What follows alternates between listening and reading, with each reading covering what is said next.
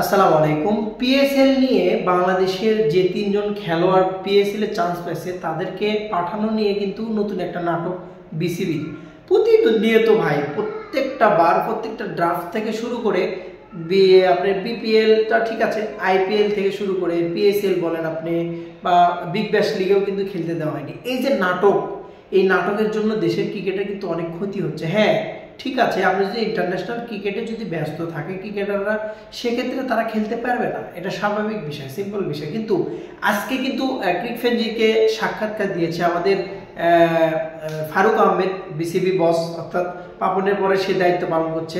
এখন পর্যন্ত আহামরি তার কাছে কিন্তু কোনো কিছু পাই না। একটা ডায়লগ বারবার মনে পড়ে যে আগেই নাকি ভালো ছিলাম, মানে কমেন্ট বক্সে অনেকেই বলছে আর কি। তো বর্তমানে যে কন্ডিশন বিসিবির ভাই, ওই যে লাউ সেই কদু হয়ে হয়েছে।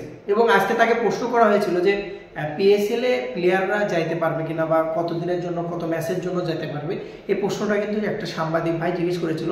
রিপ্লে হিসেবে বলেছে যেটা যে রিশাদকে 4 ম্যাচ, লিটনকে 3 ম্যাচ এবং হচ্ছে যে নাহিদ রানাকে 2 ম্যাচ। তো এই যে কাহিনীটা, এই যে নতুন করে আবার যে কাহিনীটা বিসিবি বসের, এটা আর কতদিন চলবে ভাই? এই কাহিনী করে আইপিএল এ প্লেয়াররা কিন্তু চান্স পায়নি। বিশেষ করে তাসকিনের কথা কিন্তু বারবারই মনে পড়ে। আবার এই নতুন নাটক আজকে যে শুরু হচ্ছে, মানে আমার মনে হয় কি জানেন, যে ফারুক আহমেদের মধ্যে কমতি আছে নাকি বিসিবি প্রেসিডেন্ট হওয়ার যোগ্যতার দিক থেকেও একটা বিচার। এখন আমার কাছে সেরকমটা মনে হচ্ছে। প্রথম যখন হয়েছিল তখন আমার কাছে খুব ভালো লেগেছিল যে না ঠিক আছে, হয়তো বা ক্রিকেট বোর্ডের একটা পরিবর্তন বা কোনো কিছু হবে। কিন্তু এখন তো নান্নু নাই, বাসার নাই, এখন তো হাতুরে সিং নাই, ডামিঙ্গো নাই, তারপরেও দেশের ক্রিকেট যে লাভ সেই কদু হয়ে কিন্তু কন্ডিশন করে রয়েছে। ঘরোয়া ক্রিকেট বলেন আপনি, বিপিএল বলেন আপনি, ইন্টারন্যাশনাল ক্রিকেট বলেন আপনি, কোথাও কিন্তু উন্নতির ছোঁয়া এখন পর্যন্ত বাংলাদেশ ক্রিকেটে আমি অন্তত ব্যক্তিগতভাবে দেখতে পাইনি। ভবিষ্যতে দেখতে পাবো কিনা, কিভাবে দেখতে পাবেন? আপনি তো পাইপ আছে, লাইন নেই, পাইপ লাইনে সেরকম ক্রিকেটারও নেই। এখন এই যে ক্রিকেটারগুলো তারা চান্স পাইছে, সেখানে এত কষ্ট করে চান্স পাইছে, তো যে কোনোভাবেই হোক না কেন, আইপিএল এ চান্স পাইলো না, পিএসএল এ চান্স পাইছে, তারা যদি সেখানে খেলতে না পারে, মণিগড় লাহোর কালান্দাজ থেকে শুরু করে করাচি কিংস থেকে শুরু করে পেসার জালমি থেকে শুরু করে 3টা ফ্র্যাঞ্চাইজি তাদের অনেক আশা নিয়ে কিন্তু বাংলাদেশের প্লেয়ারদের কিনছে। এখন যদি আপনি আইপিএল এর মতো পিএসএল এও 3টা ম্যাচ খেলে প্লেয়ার টান দেন, 2টা ম্যাচ খেলে প্লেয়ার টান দেন, তো ভবিষ্যতে ভাই বাংলাদেশে কোনো প্লেয়ার ব্যান হয়ে যাবে। বাংলাদেশের কোনো প্লেয়ারকে কোনো বিদেশি ফ্র্যাঞ্চাইজি ক্রিকেট কিনবেই না, 100% কিনবে না ভাই, যদি এরকম কন্ডিশন চলতে থাকে। তো আজকে আপনি খেলতে দিবেন কিনা, এনওসি দিবেন কিনা, এগুলো নতুন নাটক। আবার মোস্তাফিজের যে বিষয়টা, যেটা যে এনওসি তাকে দিচ্ছে না বলে আইপিএল এ চান্স পাচ্ছে না, তো তারা তো ক্রিকেটটা খেলছে কয়দিন, আপনি ক টাকা দেন?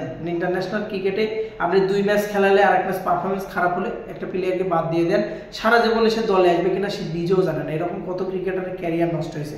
পিক আওয়ারে যদি সে 2টা টাকা কামাই করতে পারে, ইনকাম করতে পারে, পয়সার তো মানুষের জীবনে দরকার আছে, তো সেই সুযোগটা তো আপনি তাকে দিতে হবে। আপনি রিশাদ হোসেনকে বিগ ব্যাশে খেলালেন না, হ্যাঁ সেই সময় বিপিএল ছিল, ফরচুন বরিশালের হয়ে ভালো টাইম কাটাইছে, সেটা একটা কথা ছিল। কিন্তু এখন তো যেহেতু শিডিউল নাই, পিএসএল এর সময় কোনো শিডিউল থাকবে না ওরকমভাবে ইন্টারন্যাশনাল ক্রিকেটে, সো সেদিক থেকে তো বলাই চলে, তাদেরকে তো সুযোগ দেওয়া, চান্স দেওয়া উচিত। বাট ফারুক আহমেদের কথা শুনে আমার কাছে ভাই সত্যি খুব বিরক্তিকর লেগেছে এবং খুবই রাগান্বিত আমি, যে এতটা খারাপ লেগেছে। একটা 3টা ছেলে পেসার, নাহিদ রানা সবে মাত্র উঠে আসছে এবং দুর্দান্ত বল করে যাচ্ছে, তার এক্সপিরিয়েন্সের দরকার কিন্তু আছে, অভিজ্ঞতার কিন্তু দরকার আছে, যেটা কিন্তু আপনি কিন্তু একমাত্র ফ্র্যাঞ্চাইজি ক্রিকেট থেকে ভালো ভালো প্লেয়ারের সাথে মিশবেন, আপনি যখন পার্টনার হতে পারবেন, তাদের সাথে সঙ্গ দিবেন, সময় কাটাবেন, ড্রেসিং রুম শেয়ার করবেন, তখনই কিন্তু একজন ক্রিকেটার এক্সপিরিয়েন্স সম্পন্ন হতে পারে। সো সেদিক থেকে যদি আমি বিবেচনা করি ভাই, ফারুক আহমেদের কথাটা অযৌক্তিক, কিন্তু এই মায়ের দোয়া ক্রিকেট বোর্ড সেম একই কাহিনী কিন্তু আবার শুরু করে দিয়েছে। আমি চাই যে এটার একটা প্রতিবাদ হওয়া উচিত, হওয়া দরকার, যে ঠিক আছে যে ইন্টারন্যাশনাল ক্রিকেট থাকলে খেলতে পারবেন, এটা একটা ইস্যু, বাট ও যদি ফ্রি থাকে খেলতে দেওয়া উচিত 100%, বিশেষ করে প্লেয়ারদের এক্সপিরিয়েন্সের জন্য। এমনি বাংলাদেশের ক্রিকেট কিন্তু অনেকটাই পিছিয়ে।